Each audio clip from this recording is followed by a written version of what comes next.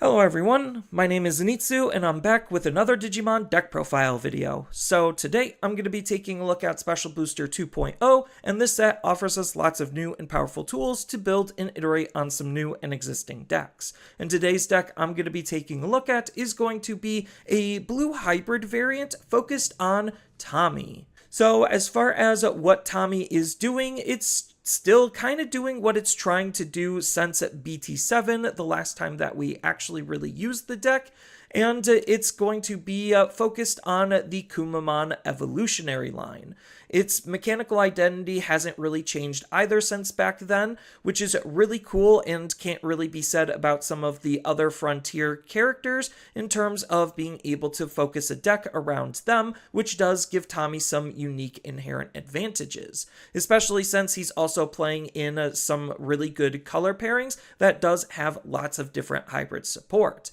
But as far as what he's doing, it's still going to be your classic source stripping deck, where it's going to attack the opponent's inheritable abilities to try to make their Digimon as weak and useless as possible, especially paired up with a lot of stun locking style of abilities. So it is a relatively simple deck that takes the best of both worlds when it comes to utilizing the new Ice and Snow trait that they've kind of been developing, while also working with lots of hybrid traded cards and centered around that source stripping mechanical identity. The biggest weakness of the deck is the fact that it does kind of still need the opponent to do something in order for you to actually interact with them to make your cards more valuable. Otherwise, you're just going to end up wasting a lot of your card's abilities and overall potential. Sure, there are some abilities that you can leverage to your advantage for the opponent not wanting to place anything for you to interact with,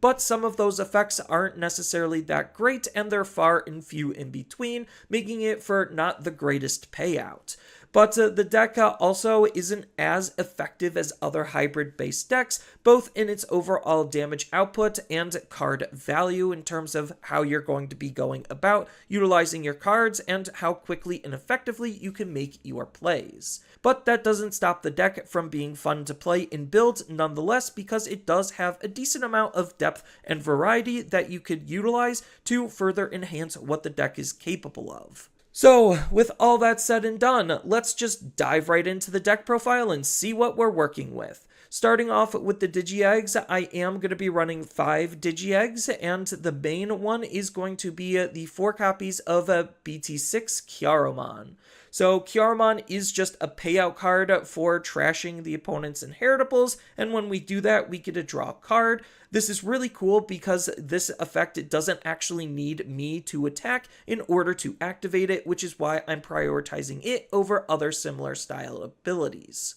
Then when it comes to the other Digitama, because we're in blue, and because we do have a Digitama that was so good it was limited to 1, we might as well just run the 1 copy of Bukamon, because it's still also playing around with the idea on having the opponent have a Digimon with next to no sources. Then, when it comes to the level 3s, I'm just going to be opting for the most disruptive level 3s that I can possibly utilize, so I'm going to be incorporating quite a lot of floodgates. This way, I'm going to try to slow the opponent down in various different aspects. I'm going to be running 1 copy of the BT5 Syakomon because it stops cards like the training cards from being able to reduce the opponent's Digivolution cost. I'm also going to be running 2 copies of the BT6 Madoki Betamon to make it so they can't gain memory off of anything but their Tamers, on top of the fact that I'm also including 2 copies of the EX7 Otamamon, which allows us to make it so that players can't reduce the play cost of their cards. Then when it comes to the other level 3s, because we still have space for it, and the cool thing is because of the way hybrids work, we don't necessarily care about digivolving on top of our level 3s all that often, which allows us to want to run some really good floodgates to slow the opponent down. But we do still need to run some accelerants, which is why I'm also going to be running 2 copies of the BT7 Bokomon, just to allow us to be able to not only have a good digging or searching tool for our hybrid 110 Warriors traded Digimon on top of our Tamers, but it also helps with our overall effectiveness of utilizing our Tamers when we're digivolving them into our hybrid traded Digimon, allowing us to gain memory for that. And then the last rookies is just going to be the Ukamon package, because there's no real reason not to. The promo Ukamon being limited to 1 because it's free to evolve is really good, especially when we're going to be raising it out. Hatching a new egg into our raising area so we could reload it right away to keep up the pressure while also being able to gain a free memory is really good, so that way we could at least start off our turn if we're being choked with 2 memory to be able to make plays possible. Then the other Ukamon is the one that's actually not restricted, and that's going to be 4 copies of the BT18 Ukamon, and this is just another generically good digging or searching tool, while also having that same style of ability as the promo to hatch a new egg in our raising area, allowing us to try to accelerate our raising plays. Then when it comes to the level 4s, I'm just going to be focused on Kumamon and Korikakumon. So I'm going to be running 1 copy of each of the old ones just to kind of flesh out the numbers on being able to see Kumas and Korikakus, but they're doing almost the exact same thing, just a little bit worse as the brand new Kumas and Korikakus. So the new Kumamon allows us to, when we digivolve into them, trash the bottom 2 Digivolution sources off of one of the opponent's Digimon. It's a little bit unfortunate that it is going back to where the old source stripping stuff was, where it's either trashing from the top or the bottom, but it's still doing more than the original BT7 counterpart, only trashing 1. And where this card's accelerating is in its when attacking ability, where we get to have one of our Digimon or Tamers digivolve into a red or blue Digimon with hybrid in its traits from our hand and reduce that Digivolution by 1, so it allows us to be able to utilize our other cards a little bit easier. Then his inheritable ability is not too shabby either, where it's an all turns ability for when this Digimon would leave the battle area other than by one of our own effects. We get to play out a Tamer with an inheritable ability from this Digimon's Digivolution source for free, essentially allowing us to replace the Tommy that we're going to be utilizing to go up into this card, because otherwise it's just less efficient compared to the old one. Then that same kind of sentiment is true with the Korikakumon, and he has the nice on-play and when digivolving ability to be able to have one of the opponent's Digimon until the end of their turn not be able to suspend as long as they have no Digivolution sources, versus the old one that just states that they can't attack or block, but they could still suspend in case effects want them to suspend. So you can already kind of see the difference between the abilities, but they're essentially still trying to do the same thing. The new Korikakumon also has the upside of natively having jamming himself, while also being able to give jamming through his inheritable.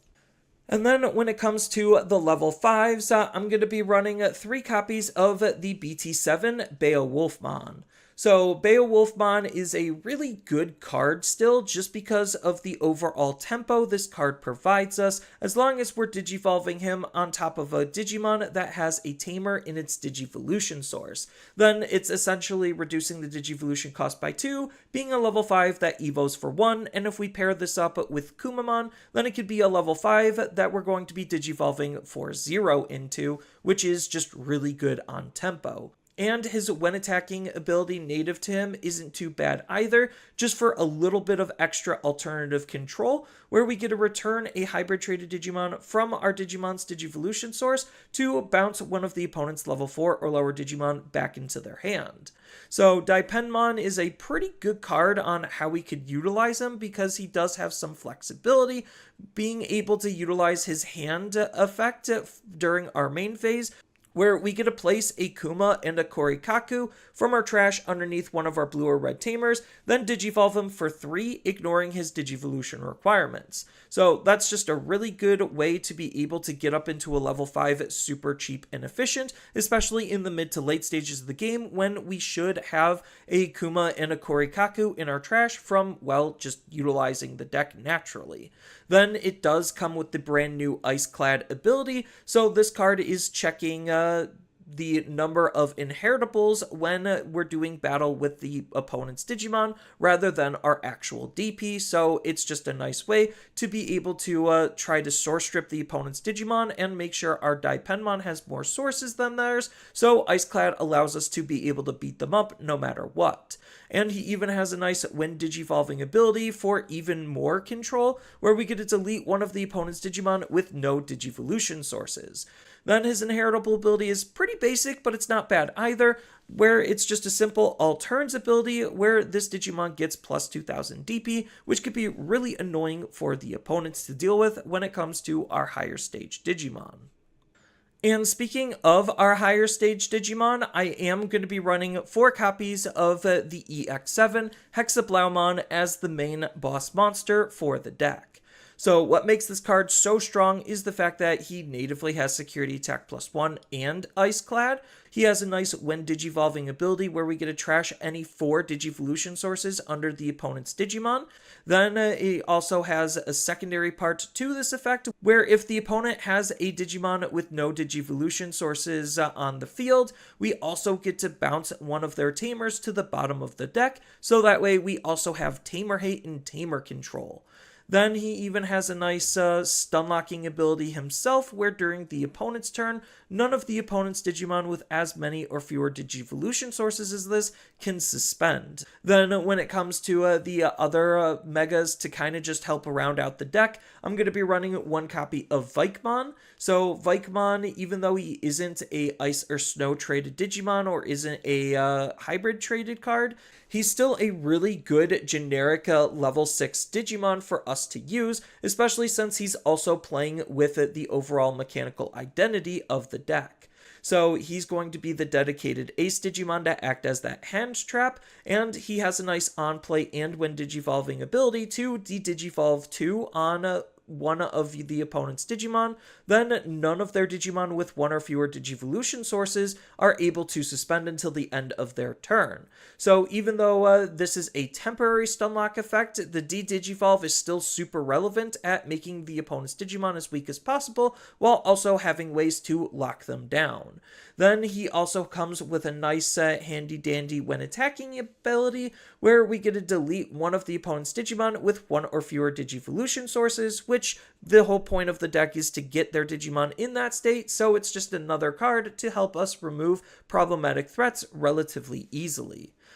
And then when it comes to the last level 6, it isn't necessarily the strongest level 6, but it's still playing around with everything that the deck is kind of doing, and that's going to be 1 copy of the deck's dedicated Ancient. So it has a nice on-play and when digivolving ability where we get to trash the top 2 Digivolution sources off of all of the opponent's Digimon, which is pretty nice, especially if they have a wide field. And then until the end of their turn, none of their Digimon with no Digivolution sources can suspend. So again, it's another card similar to the other 2 where it's just trying to get rid of as many sources as possible and then stun their Digimon. Then he even comes with a nice all turns ability where when this Digimon would leave the battle area, we get to play out a level 4 or lower Digimon with Mammal, Ice or Snow or Hybrid in its traits from this Digimon's Digivolution source for free, essentially replacing the body that we're going to be losing. And then he even comes with his own Digicross,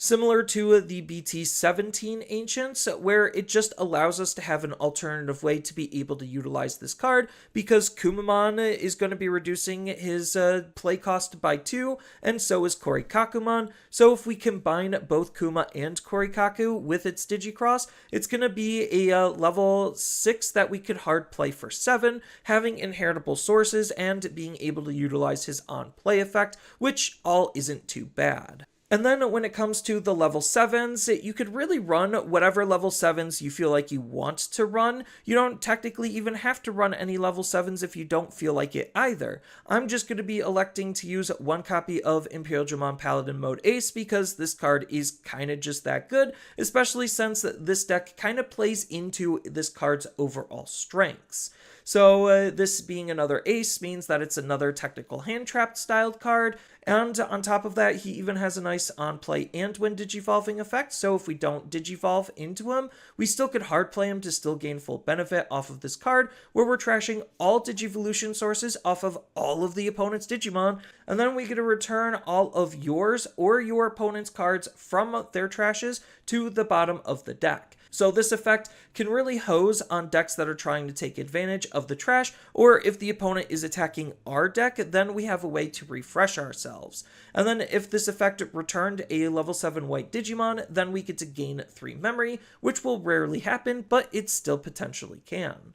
Then he has a nice when attacking ability. That's a really good alternative win condition for this deck because we're going to try to stun their Digimon, keep them as useless as possible. Then we could go into a Paladin mode ace, and his when attacking ability allows us to be able to return one of the opponent's Digimon with no Digivolution sources to the bottom of the deck and then unsuspend this Digimon. So the wider the field they have, especially with no inheritable sources, the more we're able to attack and potentially close out the game with. And then we're not really a hybrid deck without some Tamers. So I'm going to be playing a total of 9 Tamers in this deck. 6 of them are going to be Tommy. So I'm going to be running 4 copies of the old Tommy because this is just an easier card for this deck to use with arguably more benefits. So it has an on-play ability to be able to trash 3 Digivolution sources from the bottom of one of the opponent's Digimon. So it's still just trying to attack the opponent's inheritables, which is really good. And he even has a nice when attacking inheritable ability where until the end of the opponent's next turn, one of the opponent's Digimon with no Digivolution sources can attack or block. So again, it's just trying to have good recursive ways at stunlocking the opponent's Digimon in case we can't do it with our higher stage Digimon. And then the 2 copies of the brand new Tommy are still pretty decent. It's not as cheap and effective to use, but it's still a really good value engine styled card because at the start of our main phase, we get to discard a card with Hybrid or 10 Warrior in its traits in order to gain an extra memory, so it can help us with our overall memory generation to make our plays as effective and efficient as possible. Then his inheritable ability isn't too shabby either, with another when attacking ability that happens once per turn, where we get to trash the bottom Digivolution source off of one of the opponent's Digimon, and then if your opponent has a Digimon with no Digivolution sources on their field, then we get to draw 1 card, so that way if we aren't able to trash anything, we still get a card draw out of it. And then when it comes to the other Tamers, I'm just going to be running some good generic Tamers in the form of 1 copy of Sora and Joe, because it's still helping us try to source strip the opponents while also gain us some extra memory. So the memory comes from, again, the opponent having a Digimon with no Digivolution sources in play, so it's pretty easy to achieve this, especially since we could stunlock the opponent's Digimon and keep them as useless as possible. That makes this type of ability that much more effective. Then its secondary ability allows us to be able to suspend this Tamer when a blue Digimon attacks, to be able to trash up to 2 of one of the opponent's Digimon's Digivolution sources from the bottom. And then when it comes to the last Tamer of the deck, I'm just going to be keeping it simple and running 2 copies of the BT3 Davis. So this is going to be the deck's dedicated memory setter or fixer, so that way we can always make sure that we have memory to play around with to make our plays possible, while he's also a good consistency piece, allowing us to look at the top 3 cards of our deck for any blue and green Digimon card among them and then add it into our hand. Being able to have more consistency is never a bad thing. And then when it comes to the options, I'm going to be running 3 copies of Mental Training, again for more consistency. Mental Training is really good because it also could help us grab our Tamers and other options if we really need to, so it just allows us to be able to grab more different cards even if it's digging a little bit less than memory boosts.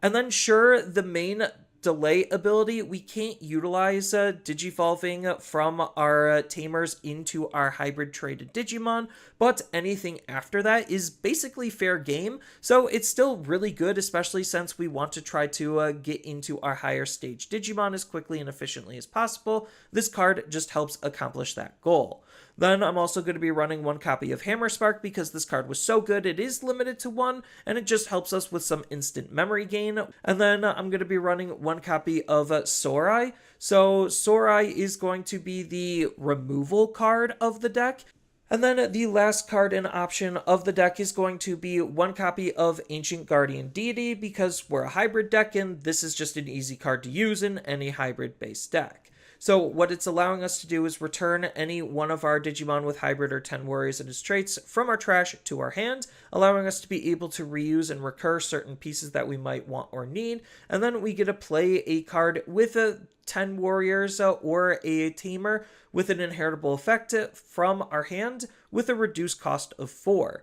And for the most part, this is just my interpretation of the deck. I do think that the deck does have lots of flexibility because if we really wanted to, we could kind of shift around the deck to be able to incorporate red hybrid based cards if we really wanted to, try to be a little bit more aggressive, but the deck naturally just wants to lean into blue because of its overall mechanical identity. But this deck is a little bit on the expensive side considering there are certain cards that are above $15 each, and at that point, you're better off just utilizing those cards in more meta-competitive decks. But if you wanted to, you could try to shift the deck around to be a little bit more budget-friendly. It's not going to be as strong as like this max version that I've already built, but it still allows you to at least be able to play a deck like this and have as much fun as possible for as cheap as possible. And there's still a whole bunch of other useful cards that you could think about utilizing, all depending on what you have access to,